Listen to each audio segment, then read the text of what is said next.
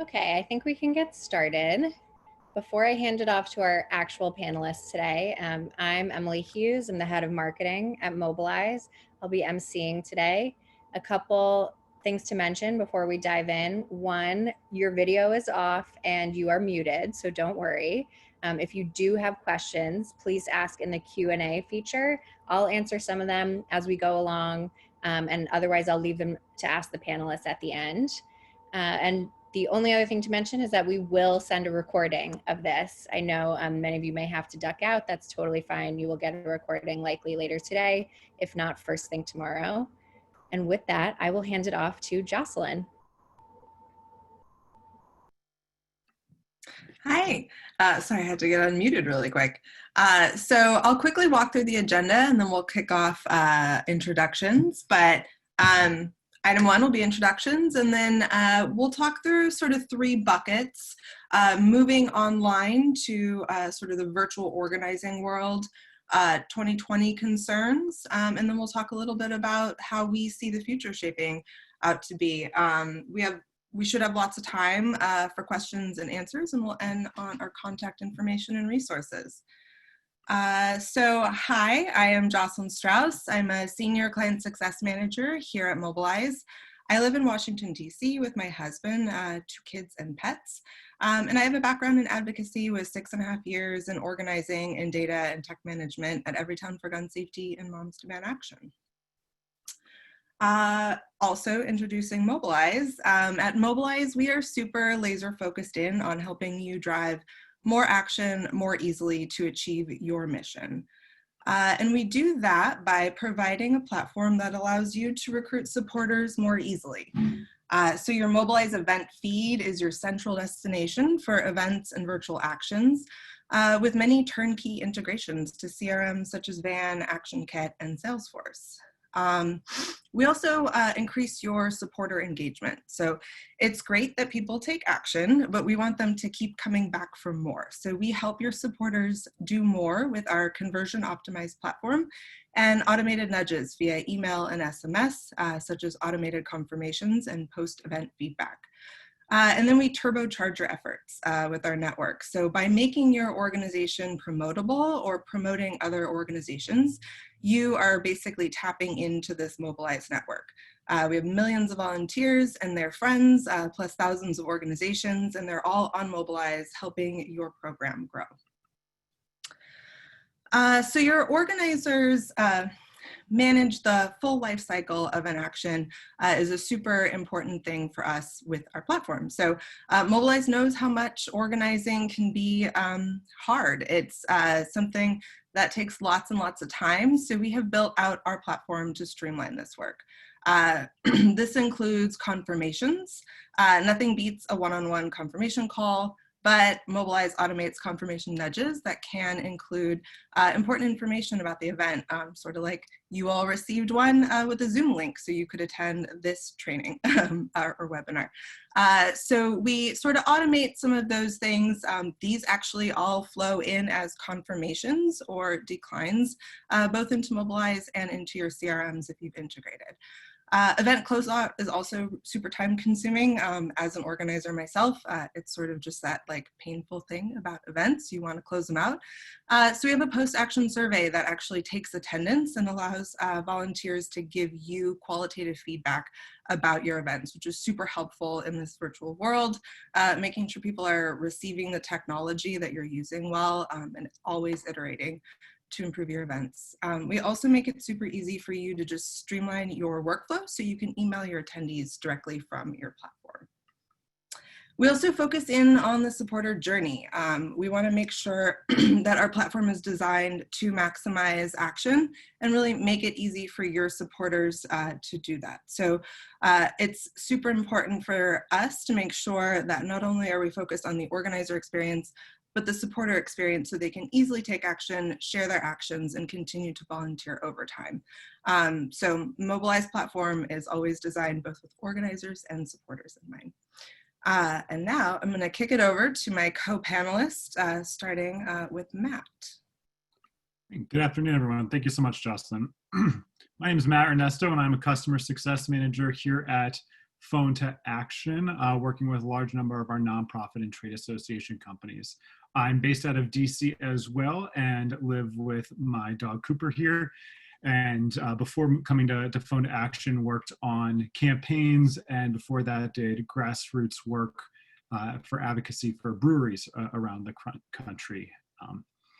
Very excited to be part of this panel today and excited to introduce to you all Phone to Action as well. All right, so Phone to Action is a digital advocacy tech platform that allows you to connect with your advocate base and mobilize them, not to overuse the word there, mobilize them to action. We do this by creating connections with lawmakers at every level, the federal, state, and local level. You're able to connect your advocates with their lawmakers incredibly easy. You can also encourage them to make comments on federal dockets, petitions, and use it for general sign up for events and things of that nature as well. At the end of the day, Phone to Action likes to empower movements that change the world, and we supply the tools that are needed to do that. And then want to hand things off to our final panelist today, Jonathan.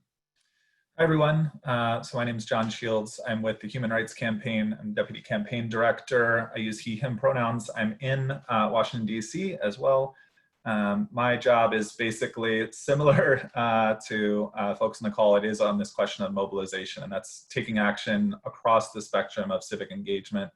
Everything from getting our members and supporters to go vote, but also to call their member of Congress on key pieces of legislation, to call their state representatives as well, state ledge season, which is busy, sign petitions, march with the movement, join events. These two tools really help us kind of facilitate that seamlessly, both from the way in which we can kind of set up and run our campaigns, but also from the volunteer experience.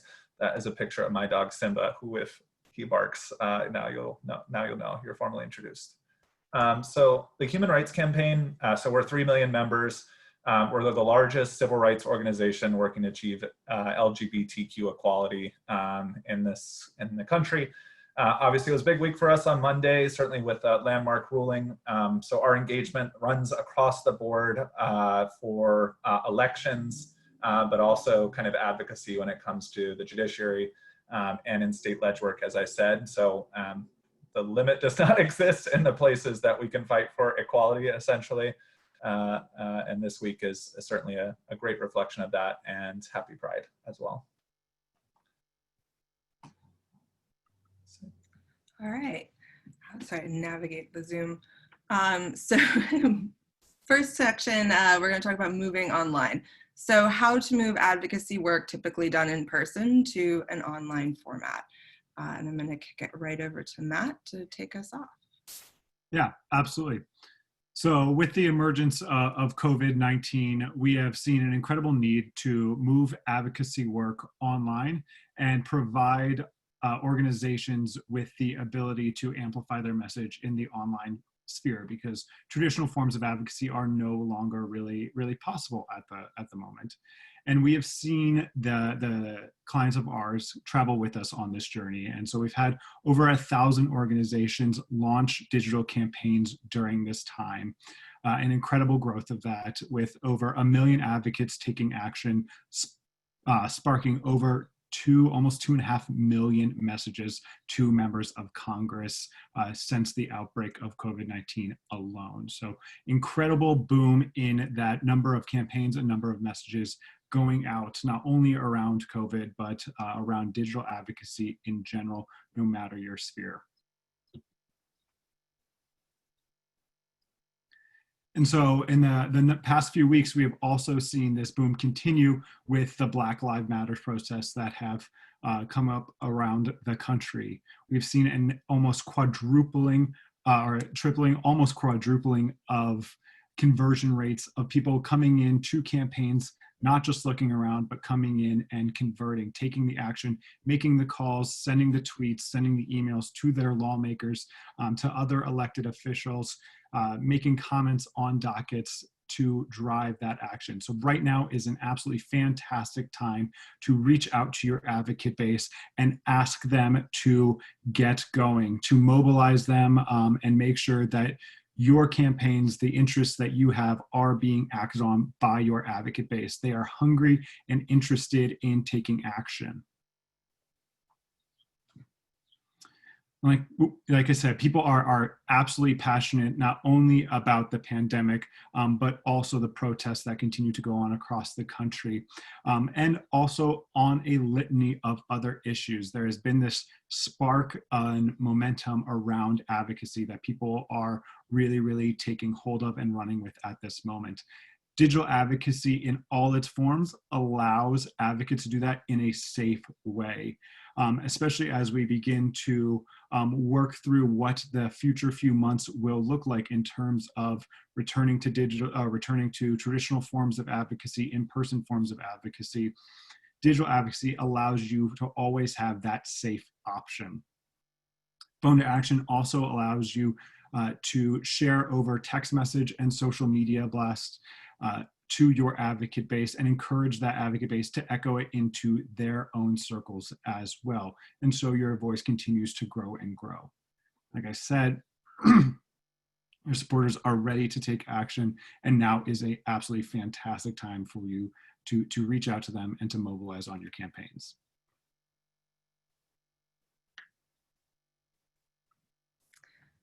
So what we saw, organizations kind of add to that, they did not stop organizing and instead really gracefully pivoted to almost 100% virtual events by the beginning of June. I love this graph. In the first, or during the start of the pandemic, people wanted to engage and volunteer.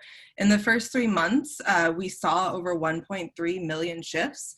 This is a shift volume that was higher than any week in 2019. And people are not losing interest in volunteering. We're seeing continued engagement across the platform as we head into the summer. John.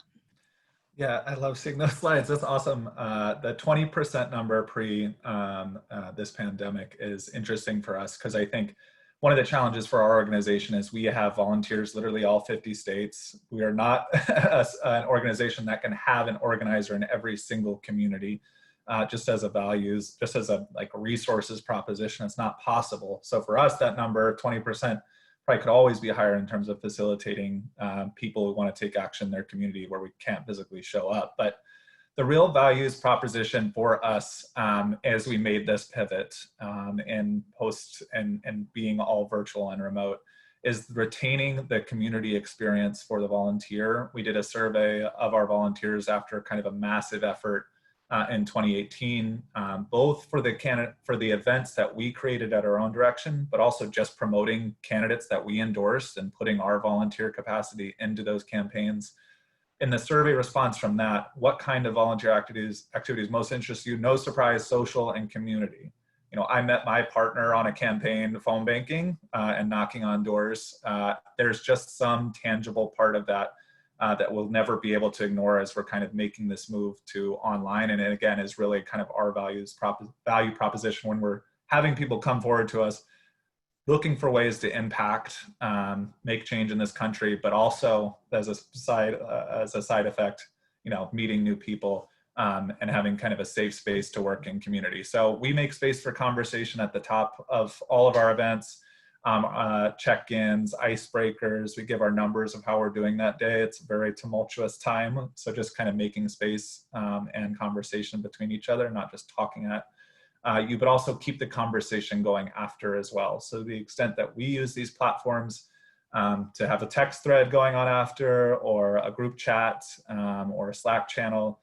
So we're always working in community, even after just the simple shift is over. That's where we've seen a ton of success. And you see a couple examples of opportunities where we've kind of put the social element first, but always make sure we get to the work and the ask throughout.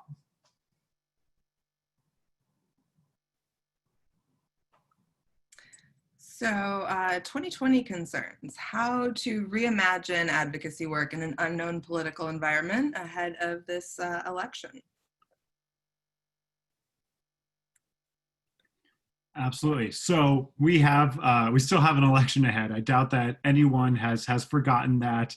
But what we don't know is what in the upcoming months is going to look like with both COVID and the protests, as those both continue on over the next few months. How is that going to intersect with the interest around the election, and making sure that organizations are equipped with the tools to have not only campaigns around the protests, around COVID, around whatever other issue they may be advocating on at that time, but are also able to link in resources for the upcoming election. And with that, we have our civic action centers as part of our platform. Over this first week of June alone, we have seen a over 400% increase in our civic action centers. Civic action centers are our GOTV tool. They are where you can go and register to vote. They are where you can go and check on your current elected officials, anyone who is on the ballot, look at your polling location, look up information around mail-in ballots or anything of that nature, especially considering the recent elections we've had here in DC that have been changing moment to moment because of COVID, making sure that all of these resources are locked into and provided in one area that you can share with your advocates is something that we've seen be very, very helpful, and something that has been absolutely kind of crushing it in terms of a resource that organizations are able to empower their advocates with. We've seen over 500% increase in voter registration searches over the past 2 weeks as well, and especially large 400% increases in polling places, especially big spike in that. Like I said, in DC, we saw a number of polling locations close in the most recent elections due to COVID, and people were going to look to up-to-the-minute information on where they could go and vote in person. So all of these tools are available through the Phone to Action platform via our Civic Action Center, and kind of keeping in mind that need to not necessarily pivot, but incorporate into whatever advocacy message you are giving that the election, acknowledging that the election is upcoming.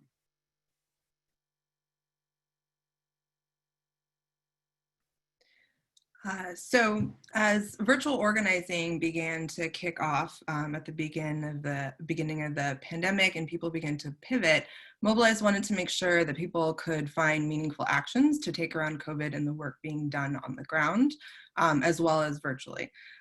Mobilize has provided 30 free accounts to organizations on the front lines of the pandemic.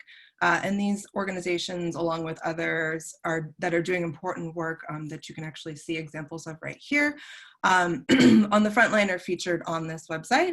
It's our website, Volunteer from Your Couch, which you can visit right now or after the webinar.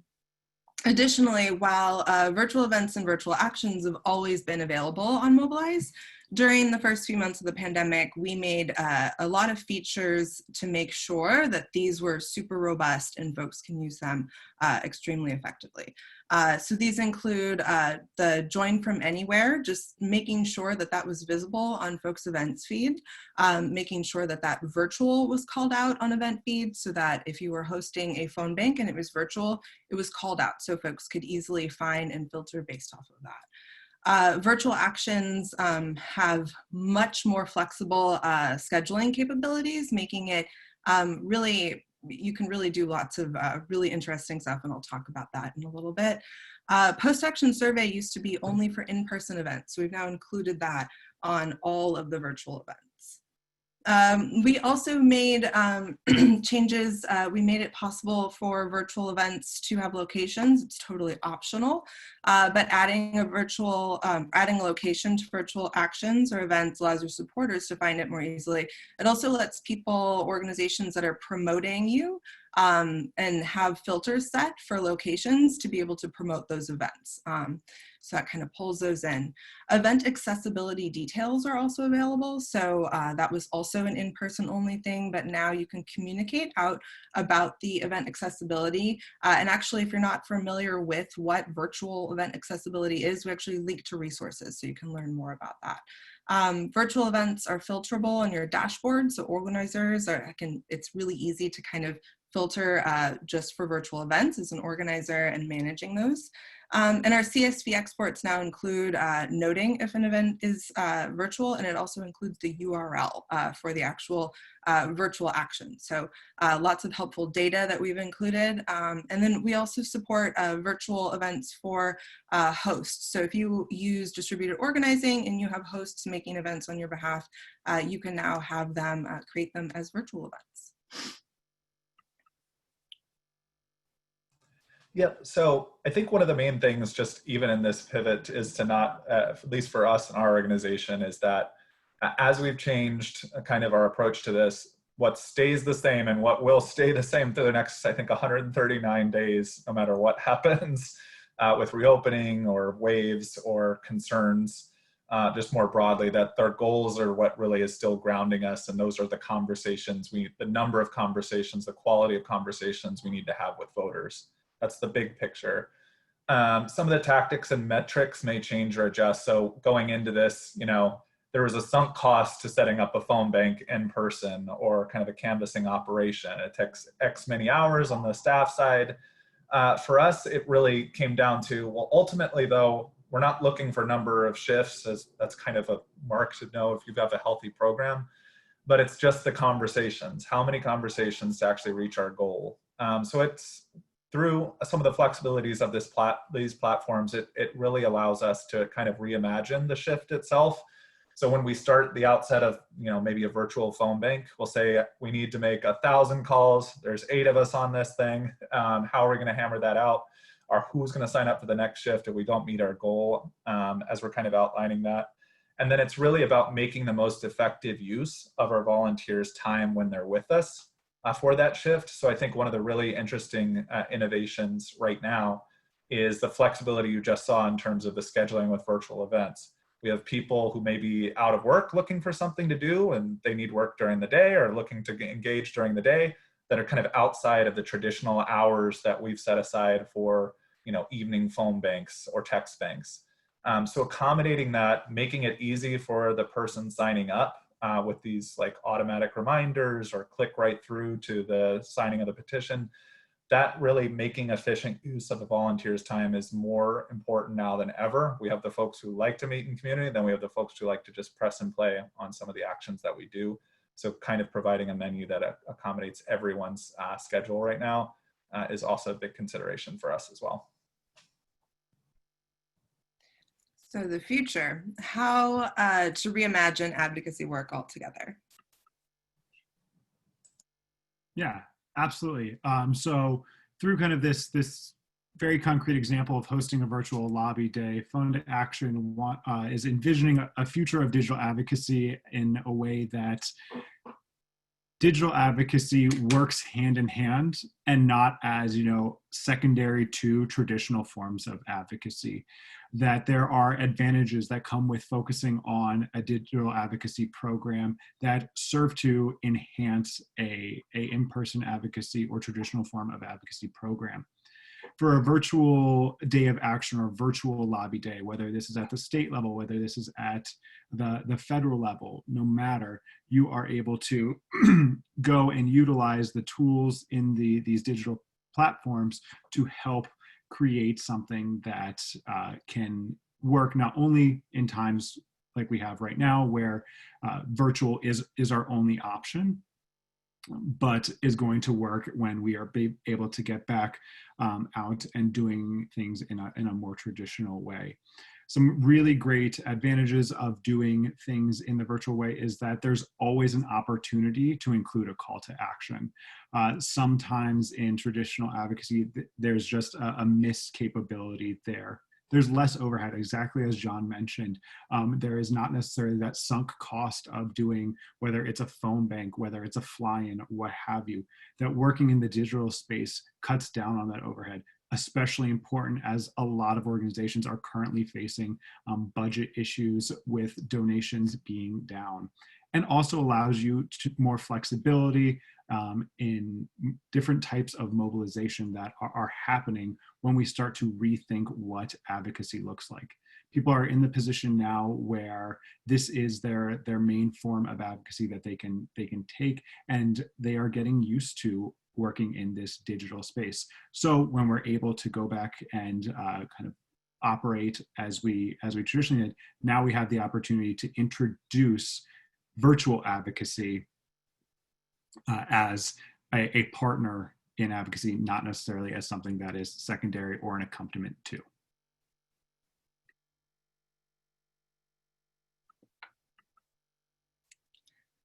So at Mobilize, we have a platform that you can use really in tandem with many of the tools that you're already using. So we want folks to be able to, in this virtual space, use their Mobilize events feed to be sort of like a one-stop shop, a one-stop place to take action for your supporters. So this is where your supporters can come take meaningful action, whether it's a virtual event, a virtual action, an in-person event. Some folks are still doing them. And any events that you're promoting from other organizations can be all centralized in this one place, making data capture more streamlined and engagement and re-engagement and recruitment. All of that is just a lot more simplified with this sort of centralized space. And then using the flexibility of those mobilized virtual actions for all of those digital-based tasks. So here's some examples which you can imagine that there are really lots of possibilities. You can use it just to simply have folks sign up for texting teams, calling teams, really anything you're going to use a URL for. So any petitions, but again, centralizing all of those actions in one place on your event feed. You can have recorded trainings, encouraging your supporters to even just register to vote by mail, register to vote if you live in a state that you can do that online. So all of those things can be used in tandem with tools that you're using and these virtual actions on Mobilize to, again, centralize and make one sort of one-stop shop for your supporters to come and take action with you. And then Mobilize integrates with your donation pages. So again, as Matt mentioned, this is a big time for fundraising. Folks are needing to make fundraising goals, especially in this election cycle. So we integrate with any donation page, making it easier for you to turn your volunteers into donors. Individuals who volunteer their time with you are twice as likely to donate to you as an organization. Our integration with donation pages allows you to automate the donation ask. So immediately after event registration or cancellation, or during the post-shift feedback survey, you can put in that ask for donation. And here at Mobilize, we found that 20% of the people prompted to donate actually do initiate that donation. And on average, the initiation of donation is $26. Cool. So to talk about kind of the application of this looking forward into the future, where we're at now, how we carry this forward. So we talked about, for us, the need to volunteer in community. For us, the need to stay connected to goals, make good use of our time. But what this moment has shown us, and I hope that we're carrying forward with that, is the creativity that has come in this moment for our staff, roughly a team of like 40 organizers responsible for mobilization of individuals, of our members across the country. One of the things that I cannot kind of overstate is kind of the flexibility on that overhead that we've talked about. So to actually physically deploy a staff member to host an in-person event, yes, that quality community kind of experience for the individual volunteer, there's a trade-off, but we're saving on our travel budget. We're also saving on kind of the one non-fungible resource, which is the time that we have available to us ahead of like election day.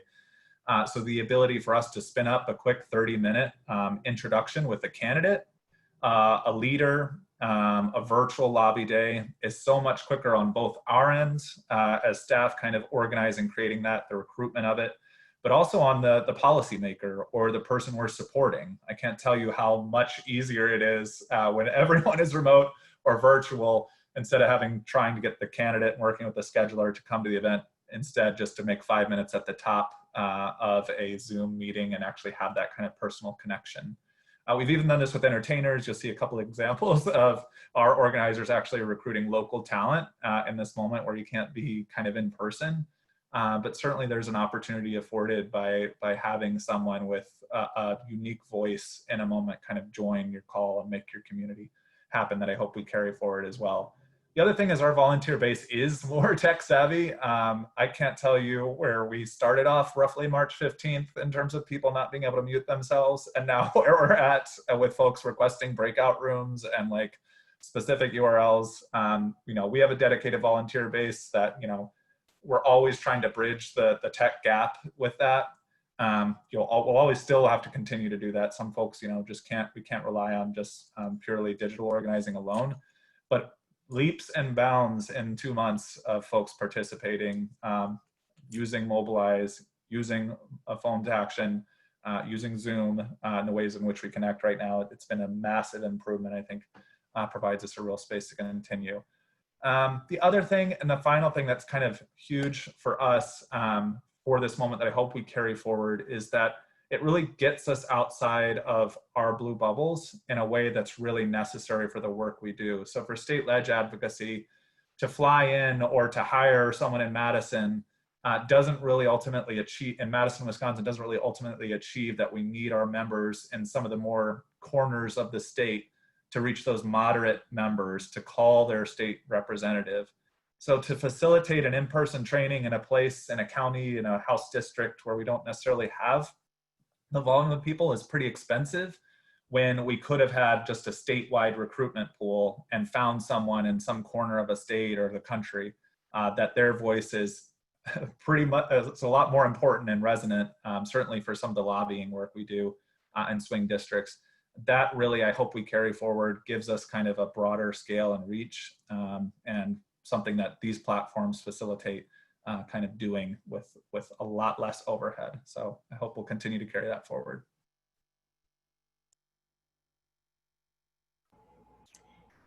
Great job, guys. We have a couple questions, but they're all on the same theme, so I will probably ask them once. If attendees have other questions, feel free to drop them in Q&A or in chat, and I can ask the panelists. The question was about P2P texting apps, and named a few of them. Are there any that we would prefer or recommend, or that work in tandem with these platforms?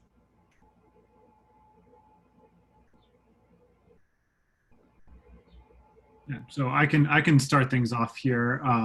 In terms of phone to actions texting services, we do blast texting out through short codes, and that is the way we embrace and approach texting. We do not have a peer-to-peer functionality of our platform now. Personally, I've used a number of the platforms mentioned, and all have, you know, their different advantages and disadvantages, but you know, our focus here at Phone to Action is for the blast messages out to your entire network, promoting the campaigns and making sure you're driving that ask as opposed to the peer-to-peer source. And I can talk just a little bit about what I see folks doing with Mobilize. As I said earlier, Mobilize is one of those platforms that you sort of use in tandem with your current tools that you're already using. So I've seen all of the, probably not all the peer-to-peer texting tools that folks use. Hustle, Spoke are some of the ones I see most commonly, but people use both the event link, so you can recruit folks in your lists and then send out the Mobilize event link for people to sign up for, or just the event feed, so you can really sort of share out that centralized event feed for people to take action. So those are ways I see people using peer-to-peer action, peer-to-peer texting with regard to Mobilize. John, anything you wanted to add? Yeah, I mean, I just say, again, in tandem, you have to use it. I would say if you're considering between any of them, the preeminent thing for us is the ability to deploy it, both with our staff and volunteers. So that's the kind of how we rank order any tool that we use. I think Mobilize and Phone to Action are great examples of something that is easy to train staff up on, organizers up on, but also easy for volunteers to kind of get in their hands and use intuitively. So if you're weighing an application like that, peer-to-peer texting, there's so much work that goes into kind of training people up on it that you want to make that as seamless as possible. We use Hustle, but there's a lot of great platforms out there that probably can facilitate that.